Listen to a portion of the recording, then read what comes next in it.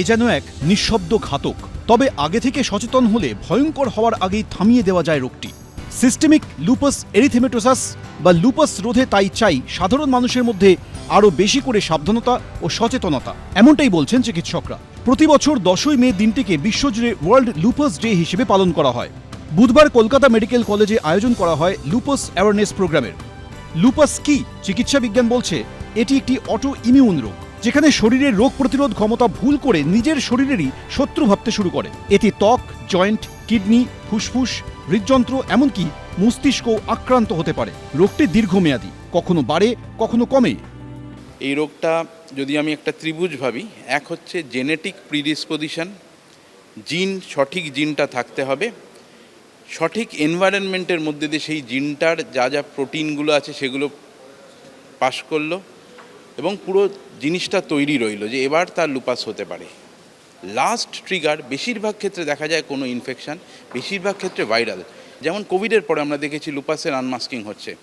তো যে কোনো ভাইরাসই হতে পারে, কিন্তু কোনো কোনো ভাইরাসে বেশি হয়। তো সব মিলিয়ে এই লুপাস রোগটা তৈরি হয়। লুপাসের লক্ষণ কি কি? সব রোগীর একই লক্ষণ হয় না, তবে সাধারণ উপসর্গগুলো হলো ক্লান্তি, আচমকা জ্বর, জয়েন্টে ব্যথা ও ফোলা, মুখে বা নাকে ঘা, চুল পড়া, রোদে গেলেই র্যাশ, বুক ব্যথা, শ্বাসকষ্ট, হাত পা ফুলে যাওয়া। কিভাবে সচেতন হবেন, কি বলছেন চিকিৎসকরা?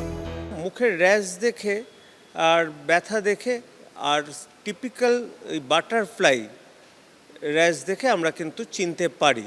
লুপাসের ট্রিটমেন্ট রিউম্যাটোলজিস্টরা করেন, নেফ্রোলজিস্টরা করেন, ইন্টারনাল মেডিসিন স্পেশালিস্টরাও করেন। আইডিয়ালি রিউম্যাটোলজিস্টদের করা উচিত। এটা ছোঁয়াচে না, এটা জিন ঘটিত আর কিছুটা এনভায়রনমেন্ট ঘটিত, সুতরাং এটার সাথে ছোঁয়াচের কোনো ব্যাপার নেই। লুপাস যদি ট্রিটমেন্ট না হয় কিডনি খারাপ হয়ে পেশেন্ট খারাপ হতে পারে। চিকিৎসকরা বলছেন লুপাস মানেই জীবন থেমে যাওয়া নয়। ঠিকমতো চিকিৎসা, নিয়মিত পরীক্ষা আর জীবনযাত্রা নিয়ে সতর্ক থাকলেই চালিয়ে যাওয়া যায় সব রকমের স্বাভাবিক কাজকর্ম। সন্দীপ সরকার, এবিপি আনন্দ, কলকাতা। এবিপি আনন্দ, এগিয়ে থাকে, এগিয়ে রাখে।